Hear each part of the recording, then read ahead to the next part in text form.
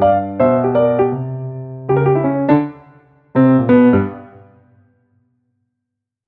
right. Hello, hello. Good morning, all. And welcome. All right. And let's just jump right in. So, welcome to day 3 of face-to-face virtual sessions. We are so glad to have you here. This session is called Turning Data into Advocacy, Insights from the NYC Teaching Artist Compensation and Employment Initiative. My name is Kinsey Keck. I use she, her pronouns.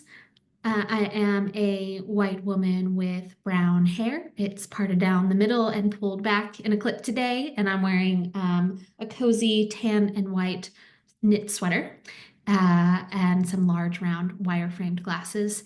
And I am sitting with a blurred background, so you can't see behind me, but I'm calling in from my Washington Heights apartment here in New York. And I'm also the programs director here at the New York City Arts and Education Roundtable. Although we are currently meeting today online via Zoom, the Roundtable would like to acknowledge that we do work and live on unceded lands. Mannahatta, or the place widely known as New York City, exists on the contemporary and ancestral homelands of the Canarsie, Munsee, Lenape, and Wappinger people. These sovereign nations and communities are still thriving here, and we continue to occupy their lands. We would like to give a moment of respect to them, as well as to the Black, Brown, and immigrant communities which have helped build the city that we know today. As we recognize that all of our past, presents, and futures are intertwined, we would like to lift up some contemporary Indigenous arts organizations we can all support and learn from. So if you haven't before, I highly recommend that you save the links. Kim, if I could ask you to pop those in the chat, that would be helpful. One moment. Thank you. And support these, learn about these organizations, support them with donations if you can. And I also invite you, if you know of any other organizations that you would like to highlight, to share them in the chat with folks on the call as well. Thank you. Before we go any further, I also just have to say a very, very, very big thank you to the sponsors of the Face-to-Face 2025 conference. They help make all of this possible. And we are so grateful to their support. So this session specifically today is brought to you by the sponsors. You see their logos here on the screen. So we're grateful to 92NY's Dance Education Laboratory, also known as DEL, our partner, New York Lawyers for the Public Interest, Museum Hugh, and CMW Strategies. If you'd like to learn more about any of our sponsors and get links to their websites, social media, all the programs and things that they offer, you can do that on the Face-to-Face website. There's a whole page with sponsor information there. Alrighty, I'm going to stop screen sharing for the moment and just go over a few more reminders. If you're having trouble with Zoom, please send me a private message. My name is Kinsey. I'm here to help. Please keep your mic on mute unless you're the person speaking so we can all hear each other clearly. We encourage you to use the chat to connect with other folks on the call, introduce yourselves as well, and share questions. We will try to address as many questions as we can throughout and at the end of today's session. As you can see, this meeting includes live ASL interpretation. We also have automated closed captions available via Zoom. To activate your captions, you will find the Show Captions button should be either on your toolbar or under the More section of your toolbar. And this session is being recorded. It will be made available to registrants at the conclusion of the conference. So look for that email with all of the links and resources from all of our virtual sessions coming your way soon after the conference.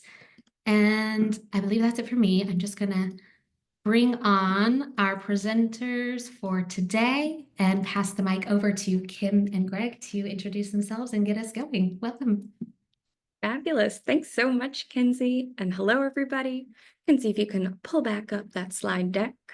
As she does that, we'll introduce ourselves. So my name is Kim. I use she, her pronouns. I am proud to be the executive director of the New York City Arts and Education Roundtable. As a visual description, I am a pale-skinned white woman with lots of freckles that you might not be able to see. I have brown straight hair worn to my shoulders, sitting against a white wall with a piece of wood art behind me, and I'm wearing a cozy green wrap dress this morning. Greg, I'll toss it to you. Great, thank you. My name is Gregory Youdan, or Greg. I use he, him pronouns. I am a research scientist that is working as a research consultant with the Roundtable on the data that we will be discussing today. I am also a teaching artist myself. I specialize in dance and dance for health practices. Just to give you a little bit of context around myself. I am a Latinx man, more olive skin, dark hair that is short, semi-wavy. I'm wearing a striped button down in my home office, which has like a dance picture behind me and then a kind of cloudy landscape. Great. Thanks, Greg. So let's go on to our next slide, give everybody a sense of what we're going to be doing today. So here is our agenda overview, just to walk through this. We're in our welcome phase now. We encourage you to introduce yourself in the chat as well. Let us know who you are, where you're zooming in from. We're then going to dive in a little further, get to understand what brought you to our Zoom space. We'll then start to talk about our research context, methodology, before unpacking who and what is a teaching artist, talking about employment and compensation models related to this unique workforce, transitioning then into talking about sustainability for this workforce before sharing some preliminary findings and what to expect next. We'll then have some time for Q&A at the end, although if there are burning questions that come up as we are going through, feel free to put those in the chat. Either we'll do our best to address it in the moment if it's something that we're able to, otherwise we'll save those for the end. And just a preface for all of this, we understand that data and numbers, especially when talking about employment and compensation, can be a bit dense and also quite nuanced, as we know that this profession doesn't look any sort of one given way. And of course, that's something that we celebrate at the Roundtable. And this presentation is very much intended to give you a sneak peek in advance of us releasing our full report later this spring. So with that, we're going to go into a Mentimeter. So my colleague Kinsey is going to put that up. We're going to ask you either scan that QR code or visit menti.com and enter in the code 52747991. So if you didn't have a chance to grab that, again, it's menti.com. Code is 52747991. And we're curious, what brought you to today's presentation? We'll give folks a moment to respond.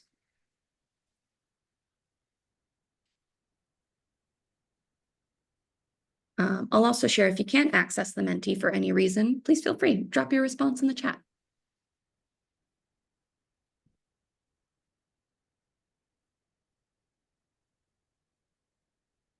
Nice. All right, here we are rolling in.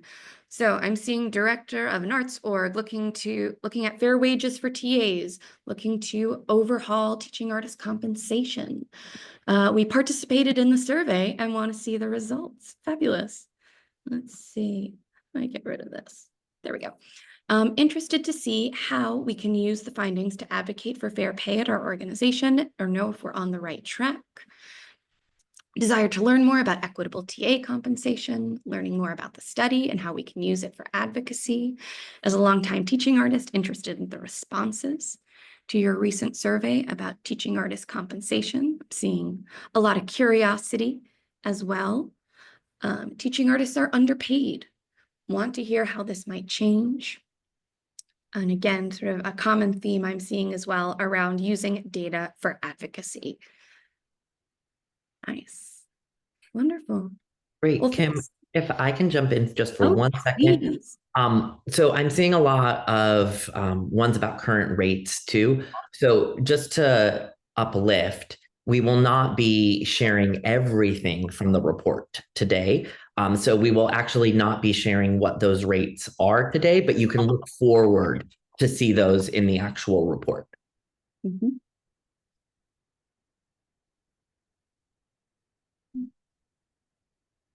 Fabulous. Nice. Well, thanks, everybody. I think I'll stop screen sharing on my end. Kinsey, if we can have you pull up our next slide. So now that we have a sense of what brought you to today's presentation, we want to give some context of what brought us here, both myself and Greg, but also the Roundtable as an organization. And to do that, I want to just paint the picture in terms of giving some context for this research. So we're going to flash back to 2018, which is when the Roundtable did our first ever Paying for Professionalism report. I want to give a shout out to Halea DeBarros, Kai Farrell-Hendrick, Lauren Jost, and Maya Singh, who I often say are teaching artists with a dream and a Google form who made that report possible. And it really helped give us a baseline understanding of what teaching artist compensation looks like in New York City. That employment survey launched earlier in about spring 2016, and the findings yielded or found that about half of the teaching artists surveyed earned less than $35,000 annually, which of course raised red flags around workforce sustainability and also fair compensation practices.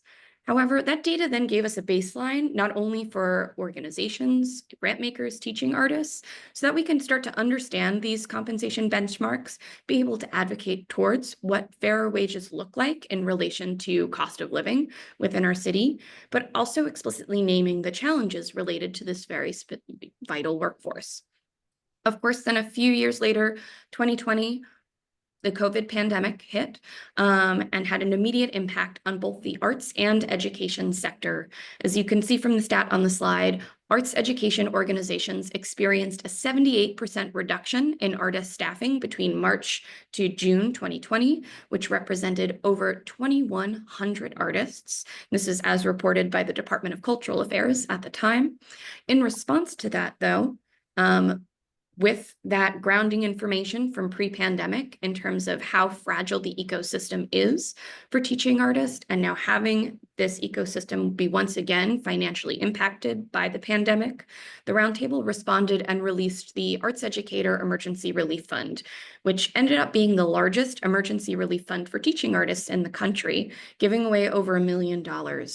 And through the administration of that program, it really just continued to highlight for us not only the fragility of this profession and the need for systems change towards sustainability, but also how impactful emergency relief, direct money to artists can be, especially at this emergency time when funds were used to offset a loss of income and help pay for monthly bills.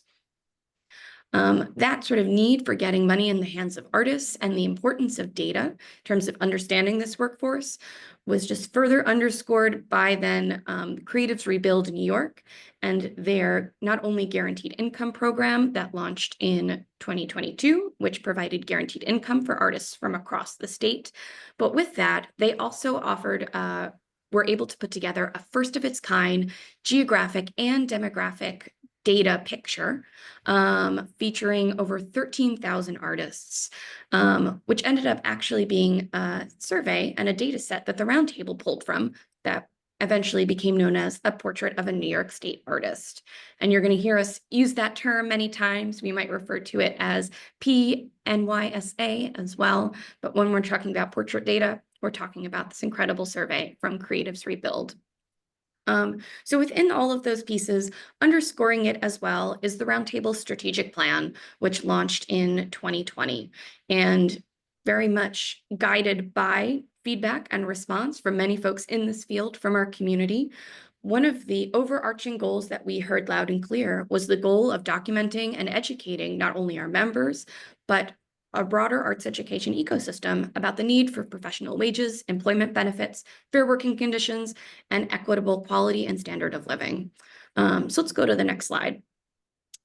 And so that is really, in a nutshell, what brings us to today. So why this? Why now? We're conducting this teaching artist compensation and employment initiative so that we can understand that as our field continues, I think, very much to deal with the impact of the continued recovery of both the arts and education sectors from the pandemic. We also very much adhere to the mantra of what gets measured gets done. And we've seen the power of research and information as not only powerful, but a driver of change. And furthermore, we want to be able to have our decision-making as an organization and as a field be data-driven, and to help that inform not only our upcoming strategic plan, but also our broader advocacy efforts as well. And furthermore, we want to be able to contribute to the research landscape of this complex and evolving profession. Let's go on to the next slide. So as a way to not only professionalize our work to mirror how we believe the field has professionalized over time, we were really grateful to receive support not only from Creatives Rebuild New York via the Tides Foundation, but also Brooklyn Arts Council, who were able to provide us with resources to be able to take on this endeavor and to work with the fabulous Greg Youdan as well. And through this, we really sought to answer the following research questions, which I'll read the first one in bold, and these slides, I will say, will be shared with all of you post-session as well. So it's, what are the current compensation structures, practices, rates, and benefits for teaching artists in New York City, and how do these factors influence their employment, sustainability within the profession? Within that, we also had sub-questions around primary compensation structures and practices, median salary ranges for teaching artists and how those compare with existing living wage data, and then also compensation structures, practices, benefits. How do those influence a teaching artist's ability essentially to sustain themselves and make a living here in New York City as with that profession? So as Greg said, again, I'm sure the big question on everybody's mind is, what are teaching artists getting paid? And there is no one answer at the end of the day. Well, we're going to include information about this in our final report to be released later this spring. Our goal with this initiative and releasing this report is to increase transparency. Of course, knowing that knowledge is power, but the report's going to include a table with ranges and median values of what teaching artists are paid, not only with their base rate, but also for any additional compensation they might receive. So with that, I'll say stay tuned, and I'll toss it to Greg to unpack our process and methodology. Next slide. Great. Thank you, Kim. So this slide just shows kind of a color-coordinated timeline of the process. So as Kim was discussing, there was the roundtables kind of discussion with their teaching artists committee, as well as for the need for this to increase transparency. And then we also had the benefit of having the Creative Rebuild New York data set, which had over 13,000 artists from New York State. What we were able to do with that data is actually subset it to a cohort of about 4,571 to kind of be exact, of what we're calling teaching artists living in New York City.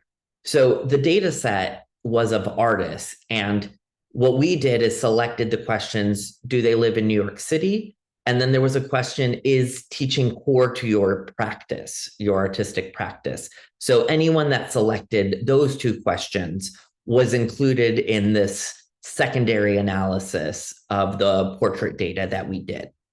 So we started to look at that data, to look at kind of finances of teaching artists, some of the sustainability questions, as well as different types of demographics that were included in that data set to get an understanding of who the workforce actually is. And with that, we decided to take a two-pronged approach, right? And what I mean by that is that the Roundtable developed two different surveys. One survey that was geared at individual teaching artists, and then one survey that was geared at employing organizations, so that we could kind of take the nuances from both to look at what's happening in that whole picture, right? As Kim was mentioning, there's not one way to be a teaching artist or one way to hire a teaching artist. So we were trying to find inclusive ways to kind of honor the nuance and the complexities of that. So Kim, I think we have a poll of how many people in the room actually participated. Yes. Yeah, on our end, just curious, did you take the survey, whether as an individual, an organization? If folks want to put in the chat too, no judgment, why or why not. I did start to see some of that trickle in though from earlier in our Mentimeter, which is good to see. But I'll say on our end, it was very much trying to do just a lot of outreach to ensure that the survey was representative of the broader field. We were able to have individuals from across the 5 boroughs, which you'll see soon who we heard from at the end of the day, as well as organizations large and small to really represent the breadth of what's happening. So I'll give just a few more moments.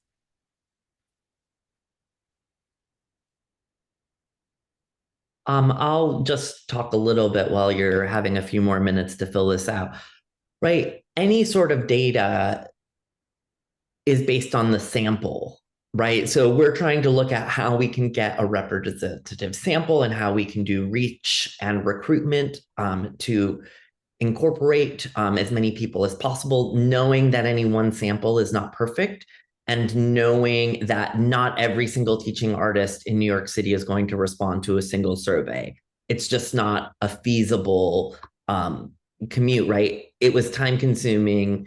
And we knew that it was time consuming, right? And that was kind of one of the things that kind of came up a lot for us with trying to balance what questions we were asking with the workload that was being asked.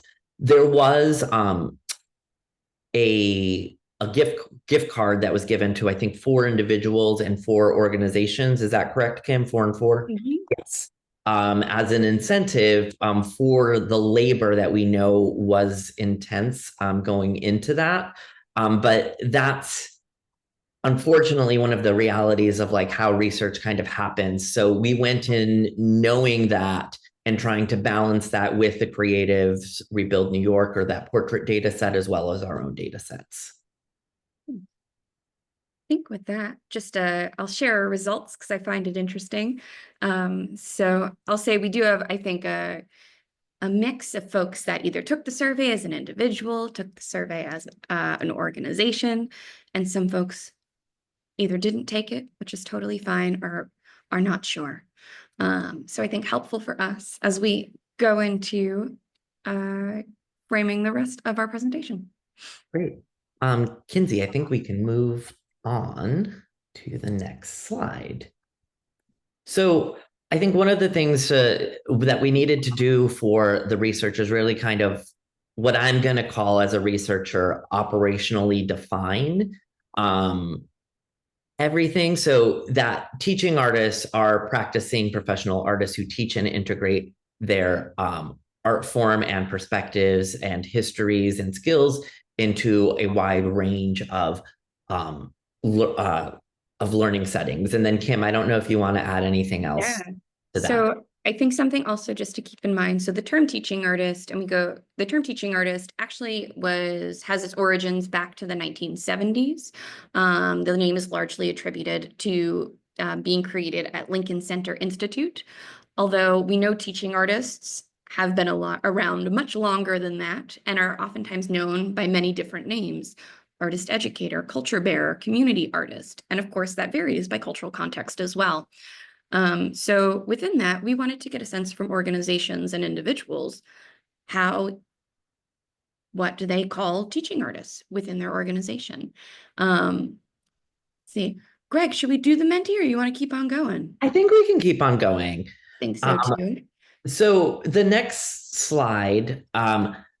So what we did, or one of the things that we did, was collect the different job titles that were used to describe teaching artists, because it might not be a teaching artist in every organization, right? Like, for example, I teach at a university and it is adjunct faculty is my title, but I am still a teaching artist there, where another organization that I work at, my title is actually teaching artist. So we had 114 different job titles that were reported by individual teaching artists that were used by their organizations. Yes, the most common was teaching artist, and that was followed by like teacher and facilitator. But you can see even within the term teaching artist, there is a variety of lead teaching artists, master teaching artists, expert teaching artists, right? Music teacher, maybe it's that discipline specific or instructor, or even artistic directors or program directors that are in admin are also still teaching artists. So how did we kind of look at the multitude, right? And include the multitude. The next slide is a very similar word cloud, but now this is from the employing organizations. So we asked the employing organizations, what job title do you use for your teaching artists? And very similarly, the most common was teaching artist, or like lead teaching artist or assistant teaching artist, followed by like director and executive directors, right? So we're seeing that teaching artists are not just existing only in the classroom, right? But they're also existing within these admin and within these larger roles within the ecosystem as well. Okay, so the next breadth of what we're going to look at is starting to look at the demographics, right, of who these teaching artists are. So now we know commonly they're being described as teaching artists in a multitude of ways. What you see on the slide right now are two different pie charts that are looking at the age breakdown of teaching artists. And what you see is on I think it's the left side of everyone's screen, is the Roundtable data. So that is coming from what we collected in the actual survey. And then in the like yellow, orange, red on the right side of the screen, that is a comparison of the 2022 portrait data that we were looking at. What we see in kind of both is that the primary kind of demographic is this like 35 to 44 range, or if we're including it, looking at the portrait, it's skewed a little bit younger, from 25 to 34. But you see that actually there's a wide breadth of teaching artists that participated in both surveys, ranging from 18 to over 65 years of age, right? So this is inclusive of kind of all age ranges, which we see, but then you also probably see a little bit of the traditional age range for like a working career as well. I think with teaching artists within our sample ranging from being in their late teens to their late 70s. Let's go on to our next slide. So we were also looking at the gender identities, right? And the blue, this is a double bar graph that we're looking at what people selected as their gender identity.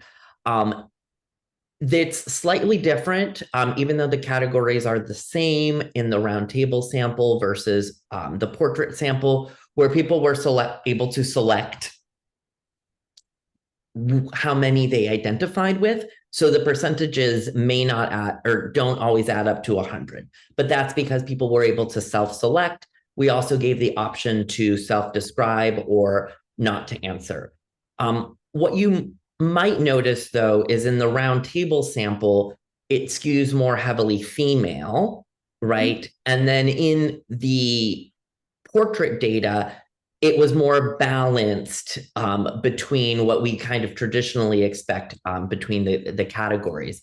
However, this is representative of the Roundtable's kind of reach, where the 2018 paying for professionalism also skewed heavily female in its reach. And then Kim, I'll let you describe that a little bit more No, now. I think echoing Greg, we found that this survey response in terms of gender identity breakdown ended up being quite emblematic of just Roundtable, how folks might identify, might express their gender identity across various programs and initiatives, that it tends to skew heavily with folks identifying as women across our programs. So it made sense within the context of our broader community, but something to account for within the context of sort of broader surveying, which is also part of the reason why we used the portrait data as a secondary data set as well. Yep. And to see kind of how that breakdown compares, and then also compares to like the larger world that we live in, to give context to our sample within the larger kind of ecosystem of everything. All right, we can go to the next slide. So looking at the breakdowns of race and ethnicity, you'll see that this is again a double bar graph where the blue is showing the Roundtable data, and then the yellow is showing that portrait, or we have it labeled as the PNYSA, which is the portrait of the New York State artist data. The Roundtable's data included more categories that weren't included in the portrait data. So that might be why some of the categories in the yellow look to be empty, because they were not included in the portrait data. But what you'll see is that there's actually a grouping kind of across the board, with the primary categories in both samples being white, Black, and Latinx. What we found, though, is similarly, people were able to select multiple identities, right? Like you weren't kind of forced into only selecting one category, which meant that 49% of the Roundtable sample identified as white, but 64% identified with at least one part of the global majority. So whether they had multiple identities in there or whether it was a sole identity, at least 64% were identifying with the global majority. And what we actually did as well is looked at this comparison of this sample with the New York City demographics. And what we found is no sample is entirely perfect, but that it was more or less representative of the New York City demographics at whole. So we felt comfortable with the sample moving forward.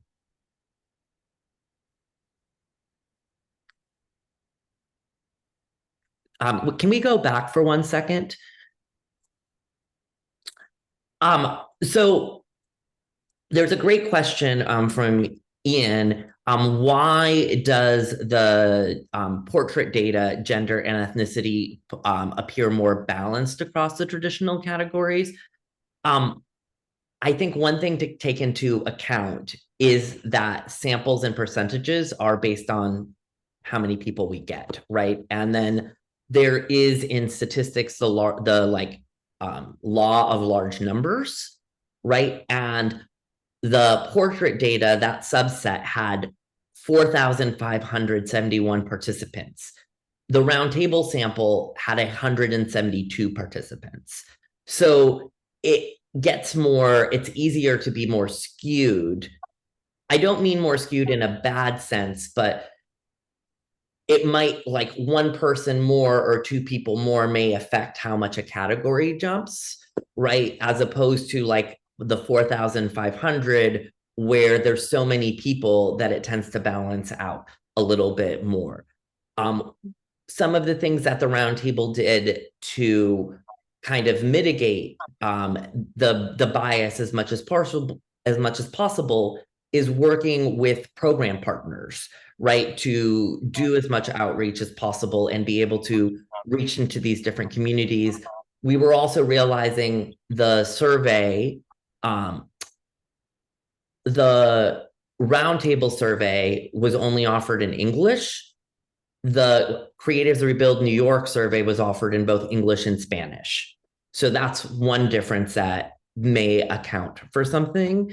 Also, both of them were offered digitally, and a lot of recruitment happened through social media, which means also we're reaching people that have access to internet and with that digital divide. So I think both groups were trying to be as conscious as possible to seek it out. But for example, the roundtables demographic that they reach, this is representative of the demographic that is tended to both be reached and respond to roundtable surveys, because there's a trust involved in responding to the survey as well. Okay, great. I think we can move forward. We were also looking at the how many identified as immigrants, 22% in the roundtable, 27% in the portrait data, 13% identified as disabled, or 10% in the portrait data. Both of these are, I think, maybe a little bit less in the immigrants. New York City stats are that 37% identify as an immigrant and 11% identified as disabled. So we got fewer immigrants that responded to the survey in relation to what might be New York City at broad, whether that is current like political landscape with trust of responding to something and data, or whether it's that less immigrants are working as teaching artists. I don't know that we can really gauge from this survey, but we are actually including people from all different ranges and demographics. And one thing that the roundtable included that was not reported in the portrait data is higher degrees and higher education, because one of the things that we were interested in is, do pay rates vary with education? But what we found is that 91% of the sample actually had a form of higher education. And this number is inclusive of people with bachelor's and master's degrees. So this speaks to, this is a very highly educated group of people, right? And that pay rates actually should reflect this highly educated and highly skilled group. Kim, is there anything else that you would like to add there? No, I don't think so. I think let's come on to residents, and then excited to talk about who teaching artists are working for. Great. So all of the slides that we've been looking at so far, inclusive of this one, is using those individual TAs, right? And one of the things that we asked are, where do they live, right? And we got that they're living across the 5 boroughs. The predominant categories were Brooklyn, Manhattan, and Queens, and that few teaching artists that responded to the survey were living in Staten Island, but that they're living across the 5 boroughs of New York.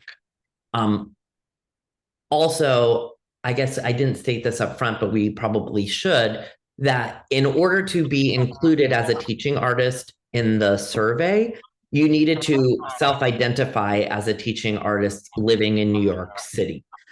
So we, within the work period, that was stated. So we had people that were living in other places, but that had either lived in New York City or were living or working in New York City as a teaching artist. So that's why you might see within this chart, there are some categories. Kinsey, if you're able to move your mouse over next between like upstate New York and other, there are some smaller categories that might not be labeled as such. They will be in the future report, that are either showing that they might have residence in broader New York State, New Jersey, a neighboring state, or did not disclose. Yeah, and Long Island. Exactly. I would say, in terms of just general residents, again, the sort of breakdown of residents between Brooklyn, Manhattan, Queens does track across roundtable programs as well, in terms of where folks are identifying that they live. Right. I think we can go forward, Kinsey. So one of the things that we were also looking at was the employing organizations, right? Because the employing organizations are a part of this ecosystem as well. So what we received in our sample were 72 organizations that responded to the survey.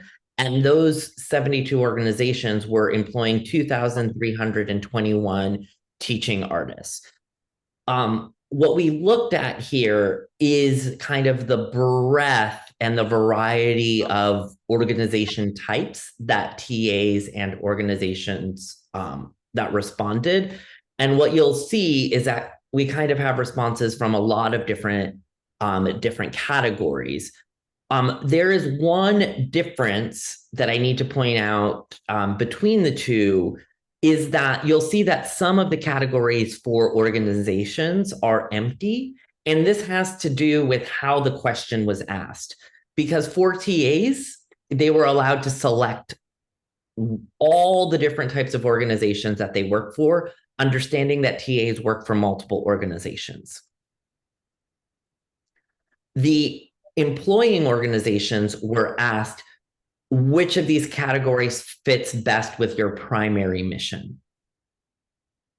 So that's a unique and a distinct different construct. So you'll see that like no organizations responded as summer camp, probably because that's not their primary mission, right? Or nobody responded that's specifically just a school.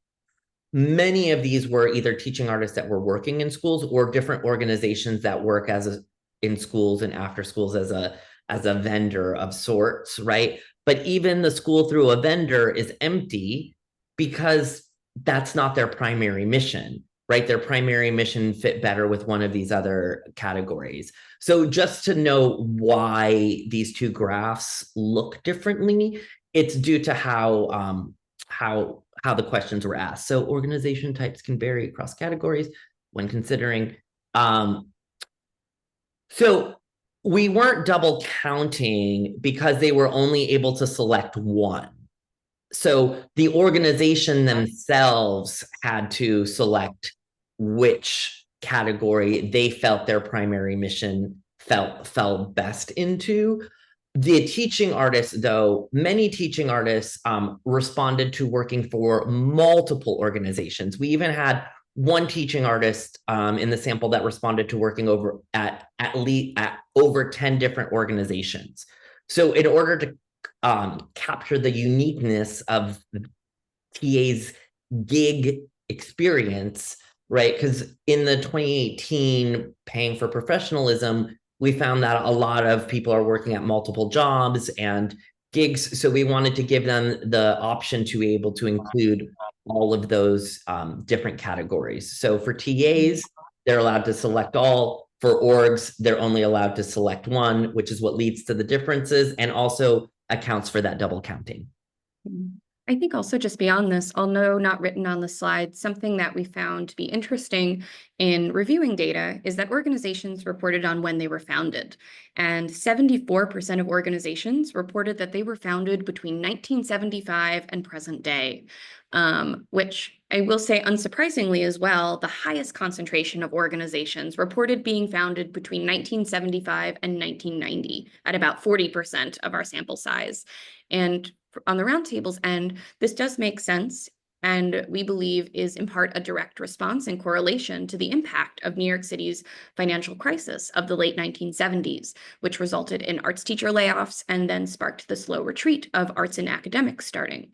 And so it makes sense to see organizations that are filling this gap and offering arts education programming begin then to be founded, get off the ground in this period of time as well, possibly in response to what was happening at that moment in time.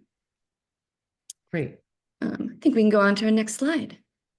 So we also, the next slide is coming up. It is another double bar graph with the lighter blue being the teaching artists and the darker blue staying the same for organizations, showing the breadth of arts disciplines that both teaching artists work and that organizations hire for. So here, the distinction in the question was what the individual teaching artists responded with, what disciplines do you teach in? And the organizations responded, what disciplines do you hire for? So that's maybe where some of the differences are here. But what you'll see is that like theater, dance, music, and visual arts were really the highest categories that people were both like teaching and being hired for, but that they're being hired across the breadth of arts disciplines. And what we found was that 49%, so almost 50% of the TAs reported teaching more than one discipline. And this is higher than the 2018 report, which was 35%. So now more teaching artists are diversifying and kind of teaching more than one discipline.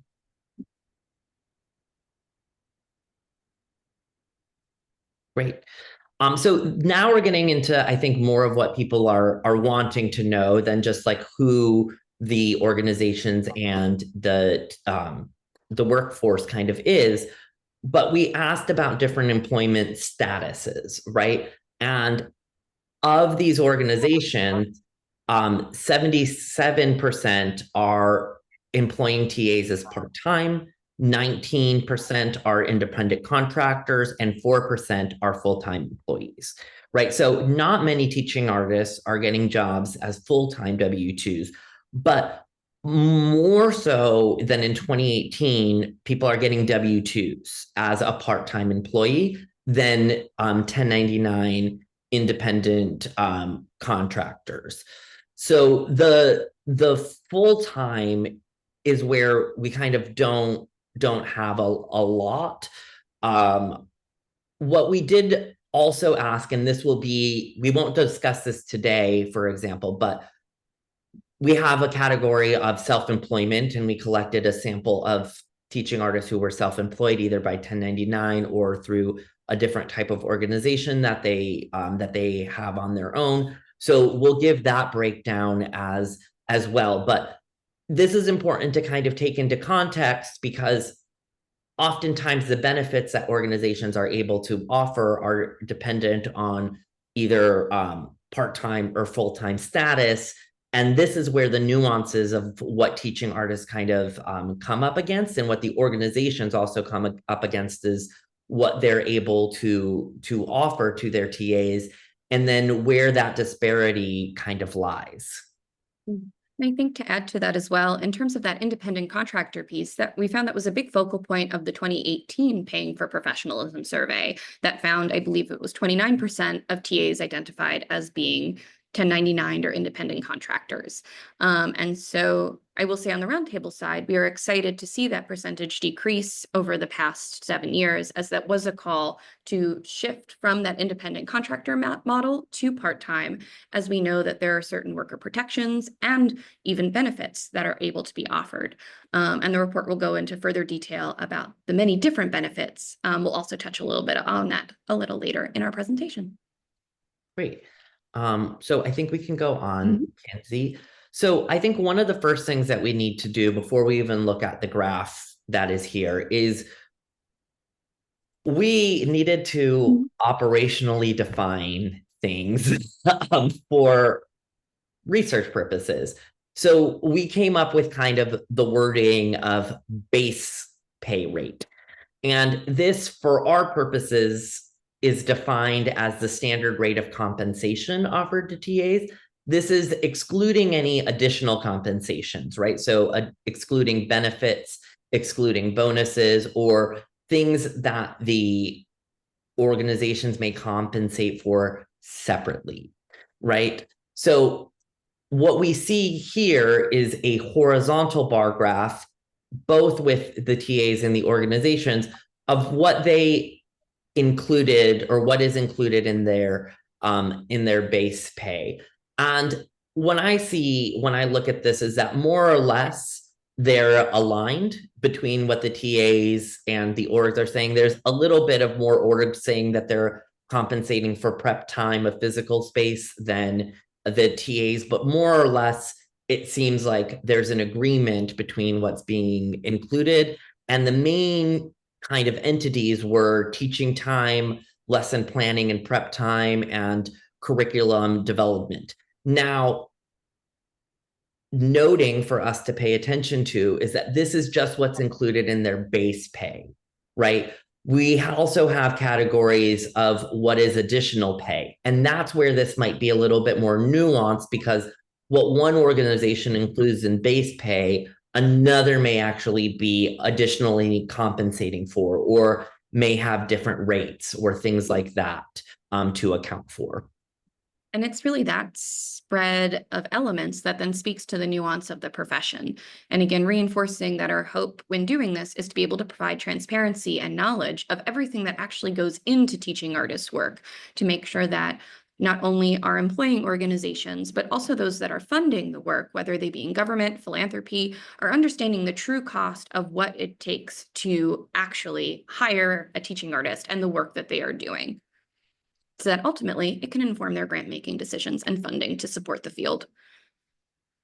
Great. I think there's a comment in the chat as well about that this distinction was tricky to figure out. And this is also why we wanted both the TAs and the org data on this, because we didn't always feel like teaching artists might know what's being included in their base pay, or that it would be telling to us if there was a discrepancy between what orgs thought they were paying for and what TAs thought that they were paying for. And also just to kind of increase that transparency of what the different ingredients even are to consider in base pay. I think we can go on. So we were looking also at the breadth of different ways that TAs are getting compensated for. So what we found was that in both instances, as reported by TAs and organizations, most are being paid hourly. A lot, followed by that, are being paid per workshop or per class. For our purposes, per workshop and per class were the same. Followed by like a per residency model or a per day model, with very few being paid per student. This is per student on top of base pay, just to clarify, and not many are salaried. This was a shift, though, from the 2018 report, where most TAs were being paid per class or per workshop. So that has flipped into more TAs are getting an hourly rate. Hey, Greg, and there's a question in the chat, but I'm going to put a pin in that for now and have us come back to it at the end. I wonder if you could talk to, we say per student, can you define what that means? Yes, so some organizations replied that or TAs replied I get, $30 per class, and then an additional $2 per student on top of 10 students. So that they're getting a per student rate on top of their base pay. Or we didn't actually have this come up, but the question was asked if anybody was just getting paid per student. But everyone had a base rate that they were paid for, and then a per student rate that was on top of that, so that there was some form of what I'm going to call a guaranteed pay, right? I get paid X amount, even if not all of these students show up, or if 0 students show up.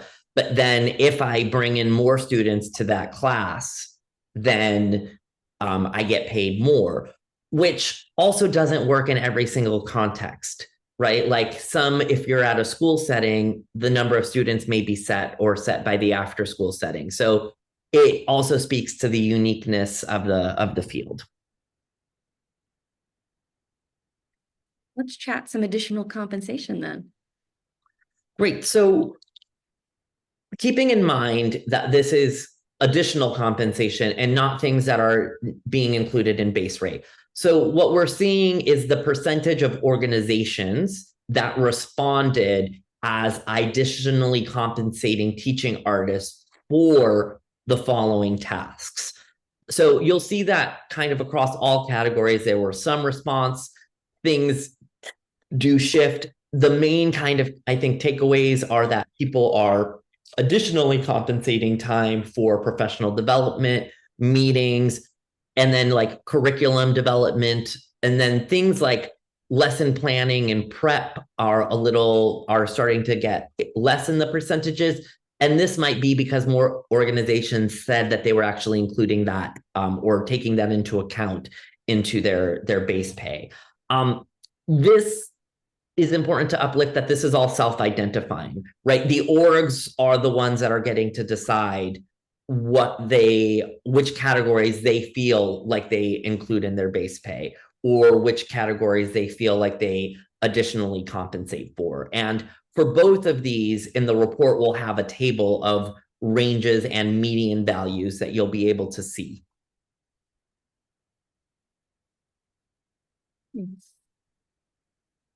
Greg, before you jump in on this slide, something I'd like to share is part of our impetus for expanding our survey was very much in hearing feedback from the field around wanting information related to health insurance and benefits as it relates to teaching artists, especially sparked by the COVID pandemic, that as teaching artists were returning back to teaching, not having those same types of benefits as a full-time employee might, creates challenges and barriers to being able to doing this work.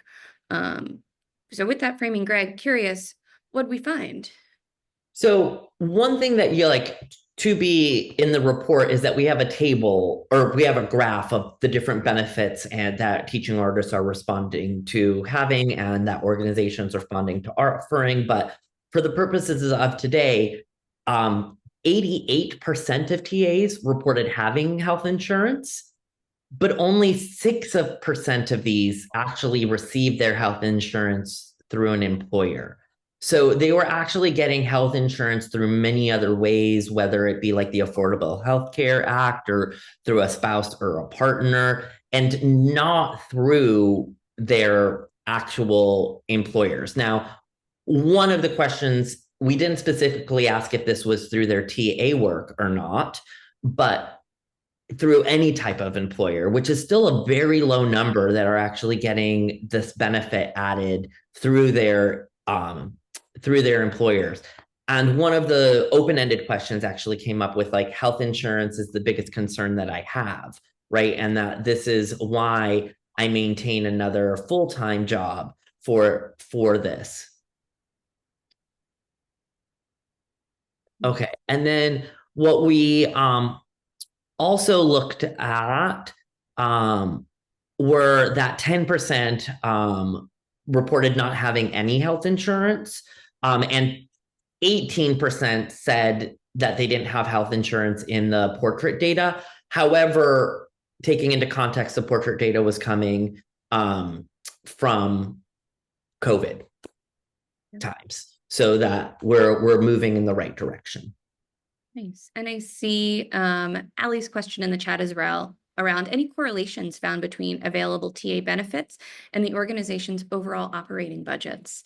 And I think that is possibly something that we could take a look at within our broader report. Greg, yeah. Unless you have initial thoughts. I don't know that we've gone. I don't have any initial thoughts, but that is a great question. We'll take a look into that. Thanks, Allie. All right, let's keep going. All right. So just to kind of, one of the things that we were looking at was like commuting and travel and overall commutes. So teaching artists reported weekly commuting times of up to 15 hours. Most were 3 to 5 hours per week. And then 42% of TAs reported commuting at like an hour and a half or more for a TA job. So this is where the conversation around travel compensation as being an additional benefit or that does come up into play, especially if they're commuting for such a long time for a job. I think we'll transition now into just talking about sustainability for the workforce through the lens of employment, job security, finances, and career mobility. Great. So we were asking kind of what obstacles were and things that they were identifying to support. So things that came up were like financial instability due to low compensation rates. One of the things was the inconsistent work, often across multiple organizations. So TAs actually want to be working more and have more consistent work. When they don't have more consistent work, they have to jump through all the different organizations, whether if they could have the one organization. And that there's a little bit of background noise, but this also led to their feeling of a lack of job security, and higher burnout rates for them because they had difficulty obtaining these benefits without being a full-time employee. And then there's a conversation that will be in the report around what growth opportunities actually look like for TAs.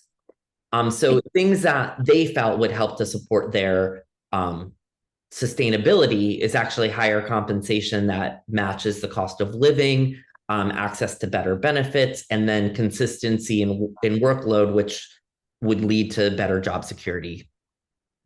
And just to name in terms of burnout, it was also named a few times just in terms of how physically demanding that the nature of this work can be. Not only the idea, of course, of traveling across New York City, the many materials that folks might be carrying with them, but also then the actual physical labor that happens in the classroom. In addition to juggling so many different balls, burnout was a common theme that we saw across report responses. Let's go to that next slide. Career mobility. So we're going to preview a little bit of the data on this career mobility, where 64% of organizations reported having upward mobility for TAs, which included administrative and management positions, professional development and curriculum, and kind of content development. TAs, though, did not necessarily feel the same way. 25% of them saw upward mobility in their TA career. And the ones that did see that talked similarly about administrative positions or content development, but their main concern was actually a lot more of the consistent teaching opportunities and increased pay or salaried positions, right? With kind of speaking again to if they can move to,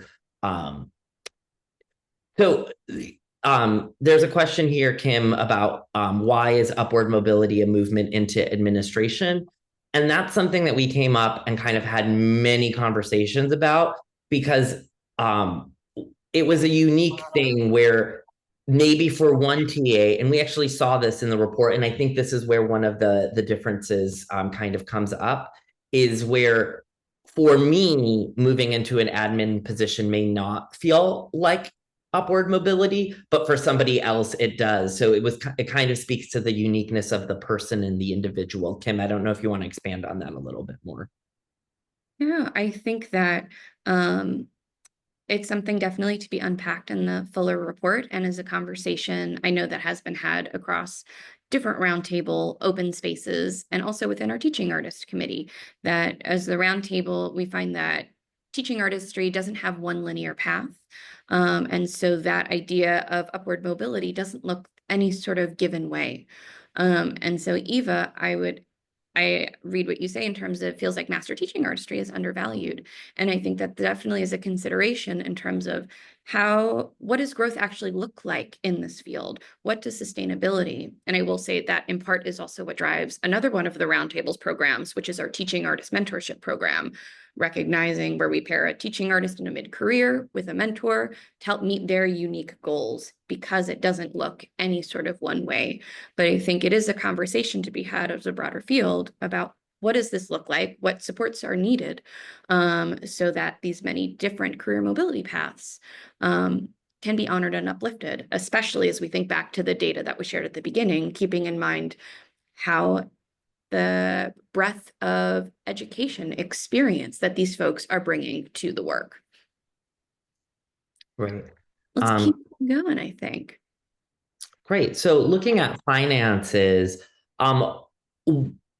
what we looked at was how much TAs were actually making, and that they reported that a range of individual income anywhere from under 15,000 to 150K, so 150,000 per year. But the median value, which is the center value, was between 35 and 50,000, which is still under the New York City kind of median value. So they're not making the median value for New York City. they're also reporting having lower household incomes, which makes sense if their individual income is lower, and that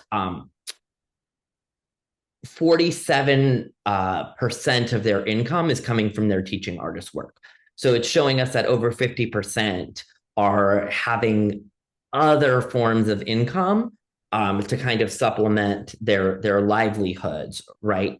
And when we asked about what those other sources of income were, the most common that came up were actually their artistic practice, performances or their art in any different capacity, and doing their administrative work.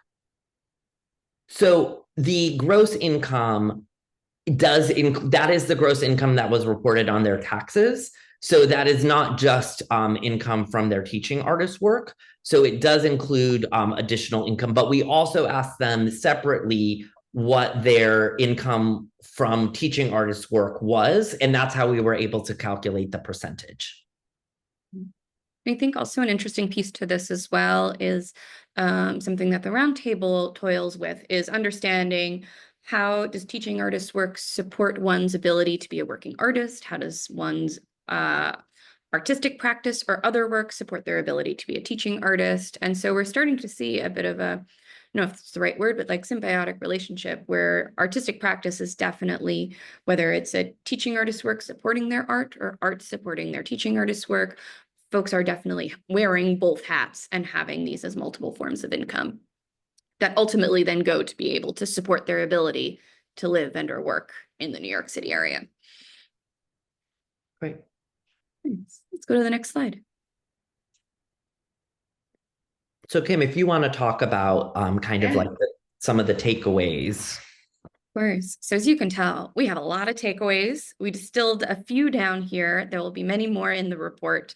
But one of the initial things that we've been toying with is how many teaching artists are there? Previously, the Roundtables estimated that there's been about 4,000 to 5,000 teaching artists working across the 5 boroughs. But through our research, it's become clear that this figure is actually likely an underestimation of the TAs working here in New York City. That as we take in, we look at the Creatives Rebuild data set, which was that, what, Greg, 4,700? It's 4,500, but yeah, like, and there's no way that 100% of teaching artists took that survey. So that already starts to speak to us about how it's under. And as we're able then to pull in information, say from the Arts and Schools report, which shares that more than 700 organizations work in schools, from yesterday's City Council hearing, where we learned that more than 420 organizations are receiving funding through our Department of Cultural Affairs Cultural Development Fund to support arts education, we can start to better capture what we actually think the size of the workforce is, which at this point in time, we estimate could be around 10,500 on a conservative end. Beyond that, that is still a guesstimate that we're working on. So that will fill it out in the report, but like that's kind of where we are at the moment. In terms of teaching artists' ability to make a living, based on the teaching artists' responses, 79% of teaching artists identified that they do not feel their teaching artist work sufficiently supports their ability to live in or near New York City. Yet counterbalanced with that, around tenure and career longevity, the sample TAs reported teaching anywhere from less than 2 years to over 20 years, with most frequently teaching artists reporting that they had between 11 and 15 years of teaching experience. So although folks might articulate that they don't feel this work is supporting their ability to live in or near NYC, they continue to do this work. And I will say another statistic that just blew me away was more than 21% on the nose, actually, of teaching artists reported that they've been teaching for more than 20 years. Greg, anything to add there? Should we keep going? We can keep going, I think. Great. So this brings us sort of to the end of what we're going to share today. But before we transition into Q&A, I know we have a few questions that have come up in the chat, which we'll get to in a moment. But just what to expect, what next. So later this spring, as we've been saying, we're going to share out our full report. Within that, a few of the things that you can expect are a table that includes the range of and most frequently reported base pay rates according to payment type. So we're going to be breaking down by workshop, hourly, per student, not only the range of what was reported from lowest to highest, but also what were those median or most frequently reported rates. We're also going to look at the range of and most frequently reported additional compensation rates for tasks included beyond base pay. We're going to be talking about those both in terms of hourly wage and also flat fee, because we found that both compensation types were being offered. There's also going to be continued comparison, not only between the 2018 Paying for Professionalism survey, but this one, our 2025 Paying for Professionalism survey, and of course, continuing to include the portrait data as well. And beyond that, some points that we didn't necessarily touch base on today, but that were surveyed were information on teaching artists self-employment, class delivery methods, so are folks teaching virtually, in person, in a hybrid sense, asynchronously, that will be included. Information on teaching artist raises, as well as glow and growth points. What are we doing well? What do we need to work on as it relates to teaching artist compensation and employment? And then, of course, roundtable recommendations and more. So stay tuned. We're really excited to be sharing that with folks later this spring. And I think with that, we'll go to our next slide and take some Q&A. Probably pull this down too. Let's see. Kinsey, I wonder, were there any, I know there was a question from Sarah. I said we'd put a pin in and return to, and then we can go through some questions in the chat. If folks also want to raise a hand, come off mute, that works too. Or even if you don't have a question and just have like a takeaway or a comment, I think that that works too. This is an open space. So Sarah, it was, I think, primarily by time hours worked, whether they were considered part-time or full-time by their employers, and then whether they were part-time W-2s or full-time W-2s. So it was primarily what they were receiving, but it's per hours worked at a specific organization, not like I'm full-time across all of my organizations, but I'm full-time at one organization or part-time at another. Does that answer? Okay, great. Thank you. Thanks. Wonder if we go to one more question in the chat and then we go to our two hands raised. So I see, how was a living wage defined in the survey? I find that there is not a standard definition and often individual perceptions of livability vary greatly. So I think do you want me to answer? Yeah, that'd be great. Okay. I can then hop in. So I think what we did more for living wage was we're not, in this survey, we're not looking at living wage per se. What we did is compare to like the New York City living wage data that exists out there.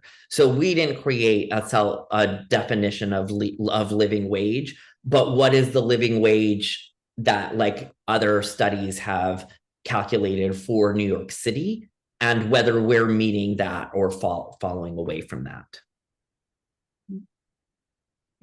Rashida, I see you have a hand raised. Feel free, come off mute. Yes, hi. How are you? Good. Good. So when you guys were talking about, I gotta find the question. Upward mobility, someone asked, why is upward mobility a movement into administration? And I replied, upward mobility for me was becoming a DOE vendor and taking my own arts education contracts with schools for my business. The organizations I teach for pay really well, but I make so much more as a vendor with building my arts business as a DOE vendor. I mean, I do other things, but I suggest that everyone, I had a Zoom the other day with some filmmakers I know, because when the strikes and the different things happen, they don't have work. And I'm like, y'all need to get into teaching arts because you can sustain yourself on that if you do it right. But as a vendor, even though the companies pay me well, a lot of them don't pay me for my prep time or anything like that. So So yeah, so I have like for the next 2 or 3 months, I have like $20,000 worth of contracts already set up, and I just became a vendor a couple of months ago. So yeah, I recommend any teaching artist that has the time or desire to run their own contracts to look into getting cool with a principal and asking them to nominate you as a vendor. Thanks so much, Rashida, for that. I think what you're sharing is exactly a trend I see happening across the field as well, especially with the program I mentioned earlier, our New York State Teaching Artist Mentorship Program.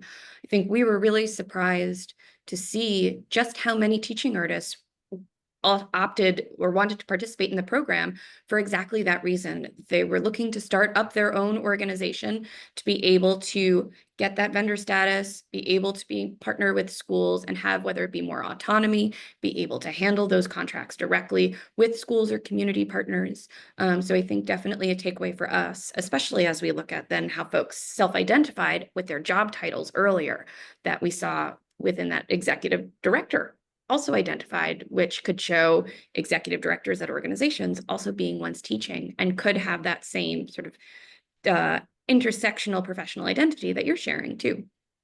And Kim, I think that also, like, one of the things that you and I had many conversations about was the caution. We didn't want to associate mobility with admin work, right? And like, we didn't do that going in, but that did come in through the data, actually, right? So looking at people's responses and looking at how they identified that actually came up. And also, one of the questions that I don't think is actually fully answered in the survey is those full-time people. How much are those people that are getting salaried and full-time positions? How much of that time is actually dedicated to teaching in a classroom versus, you know? Thanks. See, gonna go over to Roundtable Board Co-Chair Tracy Lester. Thanks for being with us. What's your question today? Hi, good morning. Thanks for the report. I started a few minutes late and I was just wondering, did you provide information on, I saw gender, but did you provide it by race? And did you capture information by race and gender? Yes, we did. Okay, so I missed it. All right, so you're going to share the slides? Yep, slides will be shared post-conference. And then also, I think to answer Literature to Life's question as well, yes, this report will be out before June and will include that demographics breakdown in there as well. Thank you. Nice. I see not a question per se, but a comment from Joy. Even though this data confirms the sad overview of lots of work devotion in an industry that does not offer a living wage, I'm still grateful for this study's ability to actually show that we exist. I appreciate that comment because that is very much part of our impetus in doing this, that as the field continues to professionalize, we want to be able to contribute to research, to information that unpacks what this complex yet really beautiful community-centric position looks like, and being able to broader define it so that folks can not only understand, of course, what it means to equitably compensate them, but what work they're doing, what impact that they are having, that not only I think goes to inform sort of just Roundtable's broader how we operate through space, but our advocacy as well. So I think that's why very much we're grateful to be able to do this and look forward to ultimately sharing this, not only with you all, of course, but with those broader decision makers too, so that we can start to affect some real change. Curious, if folks have other questions, feel free to drop them in the chat, raise a hand. There was one, Kim. Will the report be out before June? Yes. So the report better be out by June. It will for sure be. I would estimate on our end probably a early mid at the latest, but hopefully earlier than then. All right, I see. Does the Roundtable envision hosting any further conversations to unpack this report? Oops. Or discuss any actions that individual teaching artists or organizations may want to take as a result of their learning? I think yes and yes on our end. We are not the type of folks to just put out a report and let it sit there. We like to be able to activate it in different ways. So although our season planning is currently underway for next year. I think you can expect for this report to be brought up in whether it be future open spaces, other roundtable events. The report itself will also include some recommendations as well on action steps that, based on the knowledge that and the information gathered, what can we do to start to address some of the challenges and growth points articulated through the survey. Alina then asks, who are we distributing the findings to? So on the roundtable's end, once we actually have the report, of course, we'll be distributing it to our broader mailing list, which is representative of about 7,000 to 8,000 individuals across the arts education sector, including teaching artists, arts leaders, in-school educators. We'll also be doing a more concerted effort to reach out to those in philanthropy, specifically supporting arts and culture, arts education work.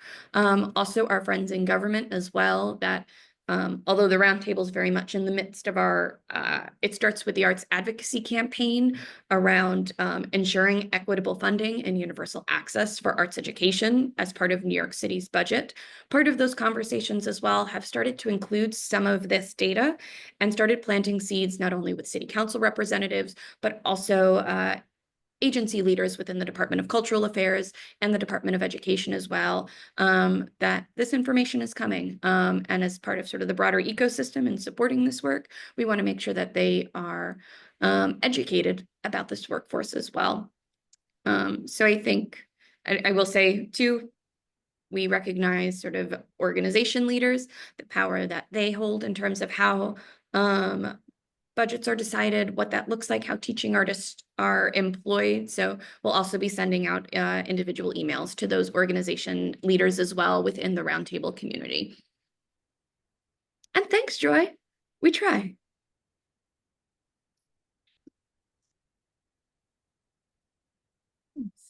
Any final questions before we toss it back over to Kinsey or Greg? Any sort of last thoughts or questions that you have on your end?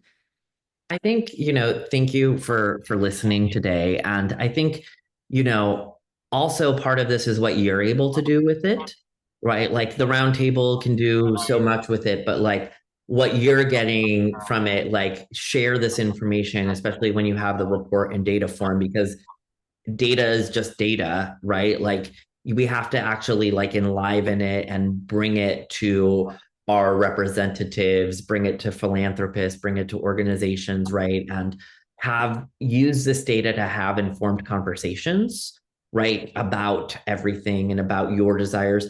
What this does is try to give an overview of the field, right? And like an overview of the data. Your own opinions of that may be different than what the data has come up with or what you kind of perceive or your own experience of that, right? Like all of this is one of the things I talked with Kim about is like, when we do mathematical averages or medians, both ends get met in the middle, and most people's experience isn't an average experience or a median experience, right? So like going into that, knowing that there's so much complexity to all of these conversations, but where do you bring in the things that are meaningful to you into the conversations that are meaningful to you?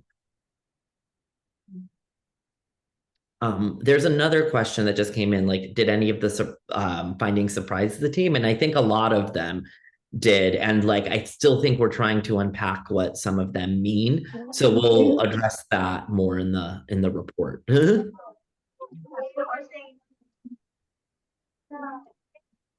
Rashida, did you mean? Hello, how you doing? So That's okay. No worries. Nice.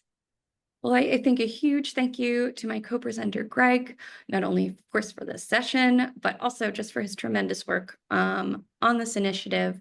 We're really excited to be sharing this with you all later this spring. Greg, hope you're seeing some of the love in the chat. We appreciate all of you for joining us. And Kinsey, we'll toss back to you to give us the official wrap up and tell folks what's coming on next face-to-face wise. Right. Sounds great. Well, yeah, just thank you again to Kim and Greg. I know as a Roundtable staff member that you have put in so much work to this project already, many, many, many hours. And just thank you for that work and for putting this presentation together for our face-to-face attendees today. And thank you to all of you who joined us, who participated in the survey, who are looking forward to using the report in the future when it comes out. Thank you so much for joining us today. We greatly appreciate it. And today's face-to-face sessions are not over yet. We have one more this afternoon today at 4 p.m. Same link. We will be having the session Arts-Based Social Prescribing, Expanding Access to Wellbeing Through the Arts. So I really hope you can join us for that. We also have a session tomorrow morning at 10 a.m. and then our final virtual session on Friday morning at 10 a.m. as well. So you can see information on those two sessions here on the screen. I also put our face-to-face schedule link in the chat if you'd like to see the descriptions of these sessions and information on the presenters as well. So we hope that we can see you later today at 4 o'clock. Thank you again for being here, and we'll see you soon. Thanks, everyone. Thanks all. Bye.